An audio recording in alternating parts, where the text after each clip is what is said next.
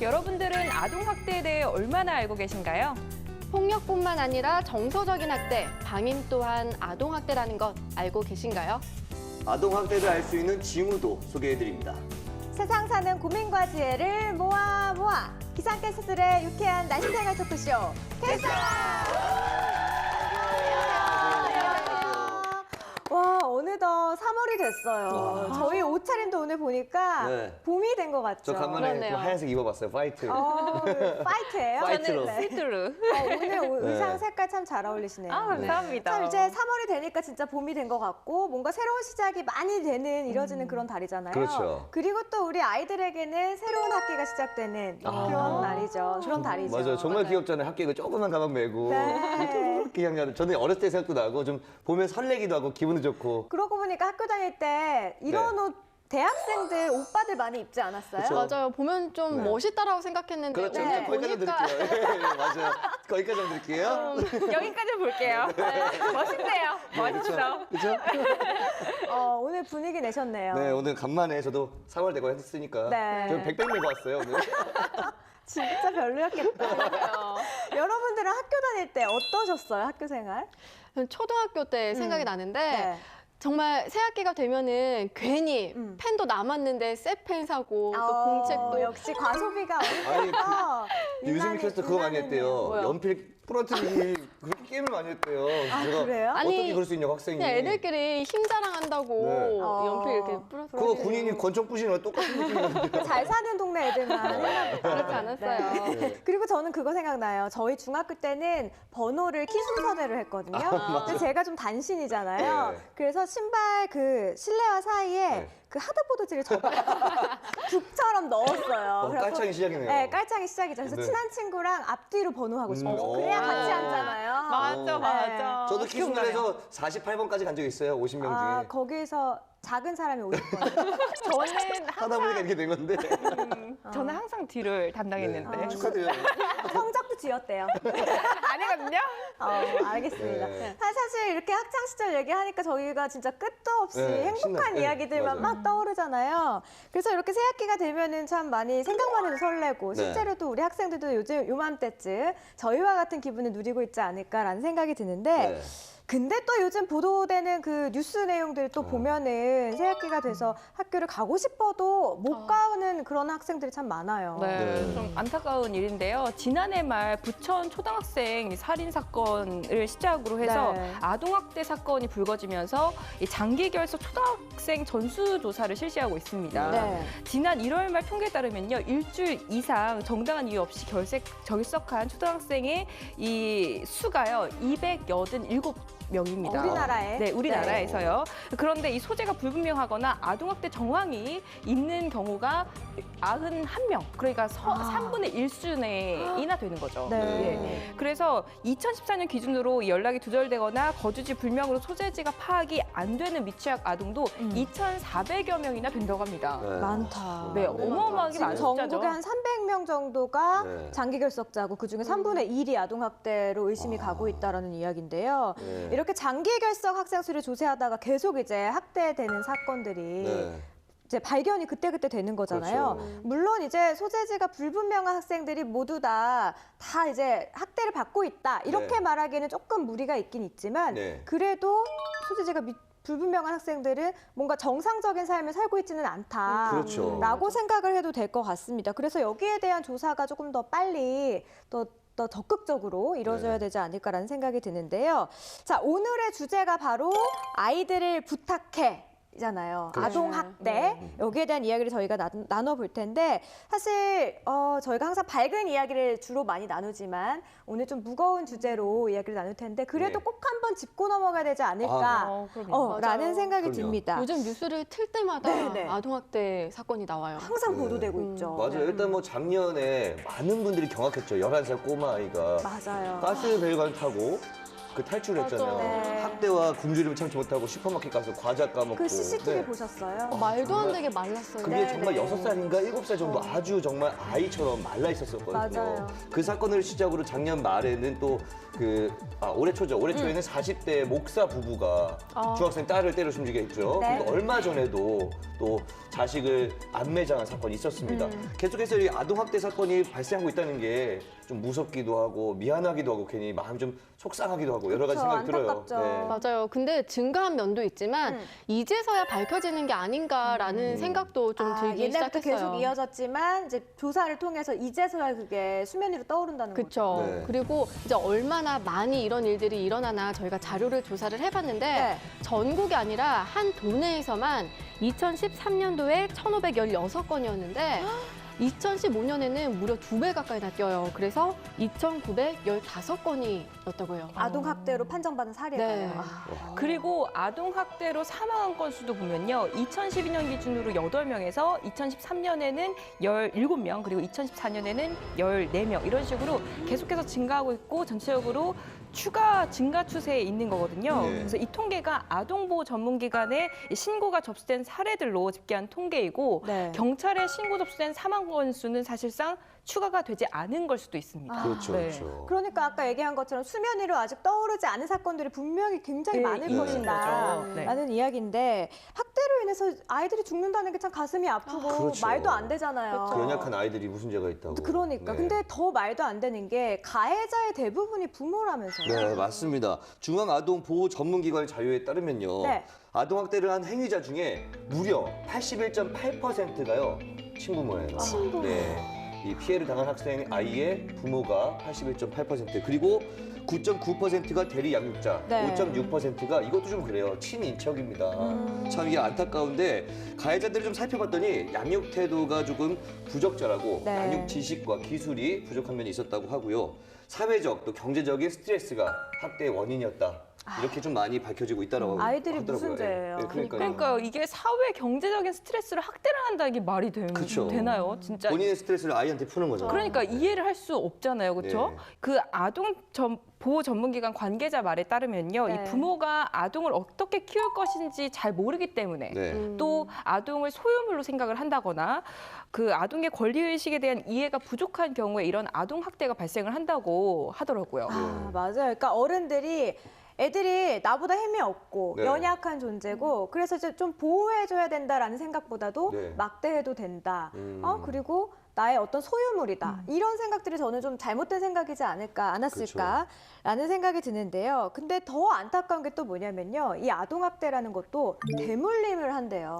맞아요. 네. 이 아동 학대를 하는 부모 중에서 60%가 본인이 어렸을 때 아동 학대를 당했던 경우였다고 하고요. 네. 그리고 또 가정 내에서 네. 이제 폭력을 당하거나 그것을 목격한 사람 중에서 이제 본인이 커서 자녀에게 폭력을 행사하는 비율이 남성이 53%, 또 여성이 64.4%나 됐다고 해요. 여성이 조금 더 많네요. 네, 그러니까 어린 시절에 학대받았던 이 경우가 뇌에 악영향을 미쳤기 때문이다. 이렇게 볼 수가 있는데 근데 학대를 받으면 뇌의 크기가 감소하기 때문에 감정을 조절하는 이 뇌의 기능을 좀 잃는다고 해요.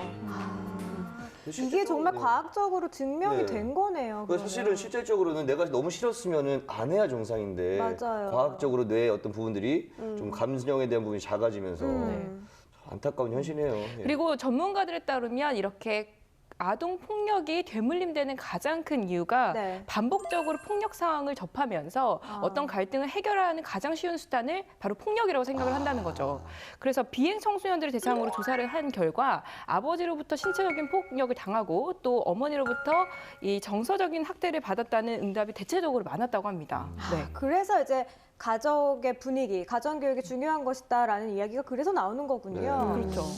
이제 학대를 받은 어린 아이들이 성인이 된 후에 꼭 사회 부적응자가 될 것이다. 이렇게 단정은 지을 수는 없는 일이기는 하지만 그래도 우리 유승민 캐스터가 얘기한 걸 좀 들어보면 어느 정도 과학적으로 연관성이 있다라는 걸 우리가 알 수 있을 것 같고요. 그렇다면 우리가 이제 그 학대받은 아이들에 대한 보호, 치유 이런 네. 것들도 시스템이 좀 갖춰져 있어야 하지 않을까라는 생각이 들거든요. 네. 그런데요, 아동학대에 대한 정확한 개념이나 유형 이거에 대한 얘기를 저희가 좀 빼놓고 지나간 것 같은데 네. 어떤 걸 정확하게 아동학대다 이렇게 얘기할 수 있을까요? 저는 꼭 신체적뿐만이 아니라 폭언 있죠. 그러니까 아이들이 상처받을 수 있는 말.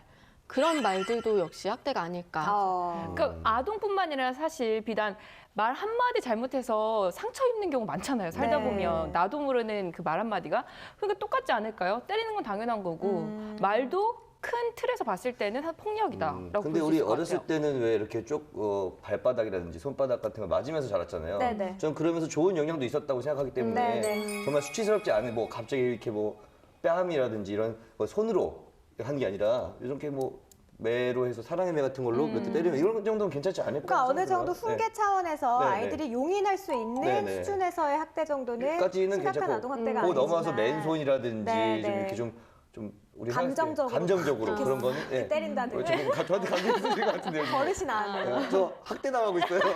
신고해야겠다. 네, 아무튼. 근데 저희 세대는 사실 진짜 네. 수연 캐스터가 말한 것처럼 다 매를 맞고 자란 세대긴 해요. 근데 사랑의 매라고 써 있잖아요. 네, 그 사랑의 매. 매잖아요. 그러니까 그게 너무 도를 지나치지 않는 범위 내에서는 긍정적인 효과를 줄 수 있는데 무차별적으로 그렇죠. 정말 어떤 폭력적인 게 문제인 것 같아요. 맞아요. 그러면 아까 승민 캐스터랑 유니 캐스터 같은 경우에는 정서적인 학대, 그러니까 네. 폭언이라든가 이런 얘기를 하셨잖아요. 혹시 과거에 어렸을 때 위에 분 선생님이나 부모님으로부터 그런 걸로 상처 입은 적이 혹시 있을까요? 전 생각났어요, 갑자기. 네. 저보고 양아치라고 그랬어요. 저 전교 회장인데 너 양아치야? 왜냐면 숙제 같은 게 있었어요. 네. 정말 개인 혼자 해오라고 이렇게 제가 숙제를 했는데 그게 정말 개인 혼자 해왔거든요. 너무 부실했나 봐요. 그랬더니 양아치냐는 소리를 했어요, 저한테. 근데 저 전교 회장이 양아치, 6학년한테 양아치라는 소리가. 아니 근데 단순히 그 숙제를 제대로 못 해갔다는 네. 것 때문에 양아치라는 네, 저는 그런 충격받았어요. 단어를 네. 썼다는 게 굉장히 왜 그런 중요하다고 단어도 잘 모를 생각해요. 때였는데도 불구하고 양아치였나 날라리였나 저는 되게 충격받았어요. 그리고 들어보면 알 수 있는 게 그 어렸을 때 그 말 한마디가 지금까지 되게 강하게 맞아. 박혀 있잖아요. 맞아. 저 아주 바르게 살고 있습니다. 우리 두 캐스터들은요? 저는 지금 기억나는 건 없어요. 그게 저도 잘 자랐나 잘 봐요. 컸나봐요. 다들 저만 혼날 일 양아치였나 없이 잘 커가지고. 아니면 다 많이 잊은 혼냈을 것 걸. 같은데. 그래요. 다행이네요. 네. 그렇다면 정확하게 어떤 이제 아동학대 개념들, 꼭 그쵸. 카테고리 이렇게 나눌 수 있을 것 같은데. 네, 그 유형들이 굉장히 많은데 네. 제가 그래서 판넬로 준비를 해봤어요. 네, 먼저 신체적 학대가 있어요.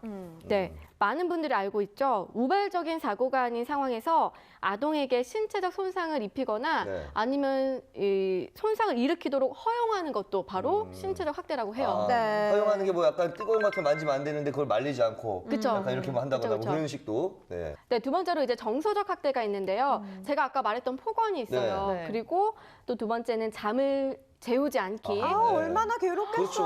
아기가 애기인데. 자야 또 키도 그러니까. 크는데. 그리고 세 번째는 가족 내에서 왕따시키기. 아, 저거 진짜 속상하다. 아니 어떻게 가족에서 자기 아이를 왕따시킬 수가 그러니까요. 있죠? 그러니까 차별하는 거죠. 뭐 예를 들면 뭐 너는 뚱뚱하고 뭐 다른 사람들은 뭐 날씬하니까 너는 뭐 먹지 마 뭐 이런 거지 그러면서 않을까요? 외식을 빼고 가. 그럼 진짜 아니 저도 이 TV 프로그램에서 봤는데 네. 가족이 이제 딸 넷이에요. 네. 근데 저 다 그거 봤어요. 예쁘고 정말 다 미인형인데 아, 저도 한 명이 봤어요. 약간 이제 좀 뚱뚱하고 이런 거예요. 네. 근데 가족이 단합이 돼서 네. 이제 그 동생을 엄청 뭐라고 하는 거예요. 근데 그것도 얼마나 스트레스겠어요. 근데 사랑이 그쪽은 그냥 다행인 게 사랑이 좀 있긴 있었어요. 네네네. 그런데 다행인데 왕따시키면 안 되는 어쨌든 왕따는 아니죠. 네. 그렇죠. 그리고 더 이어서 가볼게요. 응. 네, 가정 폭력을 목격하도록 하는 행위. 그리고 가족폭력을 아이가 보는 것만으로도 그쵸. 정서적인 학대가 될 수 있다. 그렇죠. 그리고 짐을 싸서 쫓아내는 행위. 그리고 비현실적인 기대를 강요하는 거. 이거는 뭐예요? 이 비현실적인 기대 강요하니까 생각나는 사건이 있는데요. 네. 고3 수험생이 네. 전국 1등을 강요하는 엄마를 아, 살해하고요. 맞아 맞아. 이 시체를 8개월 동안 방치한 사건이 있었어요. 맞아 방에다가. 맞아. 네. 맞아. 이게 많은 분들이 사실 잘 모르실 수도 있는데 아까 말했던 이 비현실적인 기대를 강요하는 것도 엄연히 아동 학대입니다. 아 근데 전국 1등은 참 어머니가 굉장히 스트레스 받을 그럼요. 것 전교 같기는 1등 게 사실 어렵긴 한데. 네. 너무 욕심이 과하시네요. 네. 네. 네, 세 번째는 성학대가 있어요. 네. 그러니까 자신의 성적 충족을 목적으로 하는 아동에게 행하는 모든 성적 행위. 아유, 그쵸. 그거는 저건 안 말도 되죠. 되는 거죠. 네. 네. 그렇죠. 그리고 마지막으로 방임이 있는데요. 네. 여기에는 물리적 방임이랑 또 교육적 방임이 있어요. 예. 먼저 물리적 방임은 기본적인 의식주를 제공하지 않고 불결한 환경에 아동을 방치, 또 시설 근처나 친족집 근처에 아동을 두고 사라진 경우. 자, 네, 그리고 교육적 방임은요. 특별한 사유 없이 학교에 보내지 않는 경우예요. 그리고 초등학교부터 중학교까지가 의무 교육이잖아요. 그때를 네. 이제 학교를 보내지 않으면 방임이다 이렇게 볼 수 있는 거죠. 맞아요. 네, 그리고 이 밖에 아픈 아이에게 의료적 처치를 안 하는 것도 방임인데 우리 신생아들에게 네. 꼭 맞춰야 되는 예방접종 같은 거 네, 있잖아요. 있죠, 네. 있죠. 근데 그런 걸 안 맞춰도 학대에 해당한다고 해요. 아. 네, 그리고 또 아동을 버리거나 병원에 입원을 시키고 찾아가지 않는 경우 이런 경우도 있다고 하네요. 참 진짜 그럴 거면 뭐하러 낳는 건지. 맞아요. 누구는 정말 아이를 못 가져서 힘들어하시는 분들도 있는데 음. 너무나 무책임한 행동입니다, 진짜 이거는. 오늘 이렇게 아동학대 유형 4가지를 싹 살펴봤더니요. 네. 어때요? 저는 제가 생각했던 것보다 굉장히 많은 것들이 아동학대에 해당이 되더라고요. 그렇죠, 그렇죠. 네, 새로 안 사실들도 많은 네. 것 같아요. 네. 특히나 이런 방임 같은 거. 네. 애들을 진짜 막 의식주 제공하지 않고 불결한 네. 그 청결하지 환경에서? 못한 환경에다가 그냥 내버려 두고 막 그 바퀴벌레 막 돌아다니는 데서 과자 주워 먹고 이런 거 TV에서 많이 봤죠. 그렇죠, 그렇죠. 네, 이런 것도 이제 학대가 되니까 여러분들도 좀 보고 주변에서 이런 일이 일어나면 좀 신고 좀 해줬으면 좋겠어요. 그러니까요. 근데 우리가 아동학대를 겪고 있는 아이들이 직접 신고하는 거 혹시 보셨어요? 저 아동학대 겪고 그럼요. 있으니까 도와주세요라는 그게 신고. 뭐 안 되죠.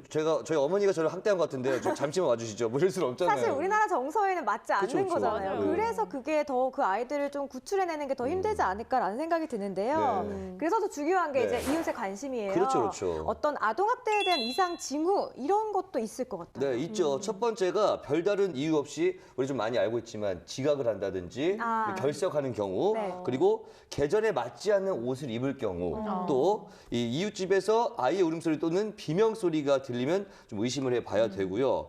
나이에 맞지 않는 성적 행동을 하거나 다치기 어려운 부위들이 이렇게 닫혀 있다면 이때는 정말 의심을 해보고 바로 112로 신고를 해주시면 되겠습니다. 근데 저도 사실 길에 가다가 요즘 같은 이제 겨울이나 뭐 이럴 때 얇은 티 한 장 입고 다니는 애들 그쵸. 막 뭔가 꼬지지해가지고 네. 뭔가 부모의 보호를 받지 못하는 것 같이 보이는 아이들 볼 때가 있어요. 근데 드는 생각이 저 애기 참 불쌍하다라는 생각이 네. 들지 학대받고 있는 건 아닐까 이런 의심은 사실 그쵸. 안 하게 되고요. 또 내가 또 남의 집 일에 그쵸. 괜히 껴들었다가 나 또 난처해질까 그렇죠. 봐. 당신이 뭔데 우리 집안 일에 상관이 이럴 수 있거든요. 네, 그런 생각 네. 많이 해요. 그래서 저 같은 생각을 갖고 계신 분들 우리나라에도 굉장히 많기 때문에 뭔가 아동학대 신고율도 굉장히 저조하다고 들었어요. 외국 같은 경우는 지속적인 부모 교육을 받기 때문에 아동학대 신고율이 굉장히 높대요. 네. 그래서 일본이 68% 그리고 미국이 60%나 되는데 네, 우리나라 같은 경우는 사실 29%밖에 되지 않는다고. 절반도 안 되는 거네요. 그렇죠. 그리고 대만이나 영국 같은 경우는요. 아동학대 신고 의무자를 아주 포괄적으로 보기 때문에 네. 의사나 교사 말고도 이웃집 주민들까지 포함을 시켜요. 그래서 이 이웃집 사람들이 목격하고도 신고를 안 했다 하면 네. 처벌을 받는 거예요. 아. 근데 이제 우리나라 같은 경우는 이 신고 의무자의 이웃이 빠져있기 때문에 신고를 하지 않아도 처벌을 받지 않는 거죠. 그러니까 아동학대 신고 의무자라는 개념이 있다라는 것도 저는 사실 잘 네네네네. 몰랐는데 이제 우리나라 같은 경우에는 찾아보니까 그 신고 의무자가 선생님, 의사, 그리고 아동복지시설장, 그리고 보육시설 종사자, 뭐 복지 상담원, 그리고 또 복지 사회복지전담 공무원 딱 요 정도라고 해요. 근데 아까 이제 승민 캐스터가 얘기한 것처럼 이웃이 그쵸. 여기에 또 신고 의무자에 포함이 된다면 아동학대도 훨씬 더 좀 줄어들지 네. 않을까 그렇죠. 그렇게 생각이 들고요. 그리고 또 해외에서는 이 아동학대를 저지른 사람에 대한 그 굉장히 엄격하게 규제를 하고 있다면서요. 네, 맞습니다. 미국 같은 경우에는요, 경찰서에 아동 보호 전문기관 상담원이 상주를 하고 있습니다. 그래서 네. 학대를 받은 아동이 발견되면요, 즉각 부모랑 이제 격리를 시켜서 어. 위탁 가정에 이제 맡기도록 하고요. 네. 그리고 법원의 판단하에 이제 부모 친권 박탈까지 이루어진다고 합니다. 그리고 또 이런 아이들의 법적 후견인을 주 정부가 이제 해주고 있고요. 6개월마다 아동의 상태를 점검하는 게 의무로 되어 있다고 합니다. 네, 이제 아동학대 가해자에 대한 처벌도 물론 필요하겠지만 이렇게 적극적인 피해자 보호도 참 필요할 것 같은데 우리나라 같은 경우는 좀 참고 좀 해야겠네요. 네, 그리고 영국 같은 경우에는 아동법을 따로 만들었어요. 네. 그래서 아동 보호와 아동 조사를 통해서 정부가 가정에 강력히 개입해서 아이들을 보호할 수 있도록 하고 있거든요. 지난해에는 신데렐라법도 만들었습니다. 영국에서요? 네, 그래서 이 부모가 아동에게 학대를 가했을 때 네. 최고 징역 10년형을 가할 수 아. 있도록 또 만들었고요. 신체적인 학대뿐만 아니라 정서적인 학대도 이 엄연히 아동 학대로 확실하게 분류를 해서 처벌을 강하게 하고 있다고 합니다. 네. 아동법, 신데렐라법. 우리나라에서도 이런 법 제정이 빨리 좀 됐으면 좋겠다라는 생각이 들어요. 예. 강력한 처벌 무엇보다 좀 중요할 것 같고 이 처벌이 무서워서라도 아동학대를 네. 못하도록 그러니까요. 좀 막아야 될 것 같은데요. 마지막으로 제가 여러분들께 네. 그 아동의 권리라는 걸 좀 이야기해드리고 싶은데요. 아동의 권리라고 하면은 아무래도 뭐 잘 먹고 잘 자고 좀 편안하게 이렇게 지내는 게 아닐까 싶은데. 근데 이게 네. 진짜 유엔 아동 권리 협약에서 아동의 그 기본 권리 4가지를 정했어요? 네, 정했어요. 좋네요, 좋아. 좋죠. 네. 한번 4가지 잘 들어보세요. 네. 지금 어떻게 보면 부모의 교육이 그쵸, 그쵸. 또 될 수 있는 네. 거니까요. 첫 번째가 생존할 권리입니다. 이 생존할 권리가 뭐냐면 적절한 생활 수준을 누리면서 의식주를 영위할 수 있고 그리고 의료 혜택을 받을 수 있어야 됩니다. 네. 이게 첫 번째고요. 두 번째는 보호받을 권리예요. 그래서 아동들이 각종 뭐 차별 대우라든가 폭력 뭐 이런 아동 학대로부터 보호받을 수 있는 권리 그걸 얘기하고 세 번째가 발달할 권리예요. 이건 네. 뭘까요? 이 발달할 권리는 교육을 받고 또 자유를 누리면서 발달할 권리죠. 공부 좀 하셨나 봐요. 네, 공부했습니다. 대본 잘 외웠어요. 공부 좀 하셨는데. 맞아요. 발달할 권리 네. 네. 정확했고요. 마지막 네 번째가 이제 잘 들으셔야 되는데 참여할 권리예요. 참여할 권리요? 요거 한번 추측해 보세요. 뭐 뭘까요? 가족 모임 이상한데. 가족 모임에 참여할 공부 좀 하세요. 왕따당하지 않을 권리? 예, 아까 막 왕따 있었으니까. 글쎄요, 가족 의견에 있어서 이렇게 아이들 같은 경우는 의견을 제시하면 약간 무시당하기 쉽잖아요. 네. 그런 것들 무시하지 가족 않고 회의에 들어주세요. 참여할 수 있는 권리. 어. 아니, 뭔가 결정할 때 맞아요. 비슷했어요. 네. 아이들이요 자신의 의사를 표현할 자유와 그리고 자기 생각을 말할 수 있는 그런 권리를 이야기를 합니다. 그래서 적절한 사회 활동에도 아이들이 참여할 수 있는 권리. 우리 아이들도 이런 권리를 갖고 있다는 점 어른들 간과해서는 안 될 것 같고. 네. 그리고 계속해서 제가 이거 강조를 하는 게 아이들을 부모들이 이제 소유물이다, 네. 미성숙한 존재다 이렇게 생각하기 때문에 더 아동학대가 네. 쉽게 그쵸. 벌어지는 거거든요. 네. 그래서 아이들 또한 사회에서 뭔가 참여할 수 있는 권리를 갖고 있다 이런 거를 부디 좀 인정을 해주고 네. 잘 지켜줬으면 좋겠습니다. 그러니까 진짜 아동 학대를 막기 위해서 제도적인 어떤 그런 것들도 중요하지만 네. 개선도 중요하지만 우리 어른들의 인식이 바뀌는 것도 굉장히 중요할 것 같다는 가장 생각이 들어요. 중요하죠. 예. 맞습니다. 더 이상 우리 아이들이 우리나라 아이들뿐만 아니라 전 세계에 있는 우리 아이들이 항상 행복하게 건강하게 자랐으면 하는 생각이 드네요. 꽃으로도 아이를 때리지 말라라는 말이 있죠. 아이는 누군가의 소유물이 아니라 권리와 또 인격이 있는 동등한 인격체라는 걸 잊지 말아야겠습니다. 저희는 다음 주에 더욱더 재미있고 또 유익한 스타 갖고 돌아올게요. 시청해주신 여러분 고맙습니다. 유쾌한 날씨 생활 토크쇼 캐스터!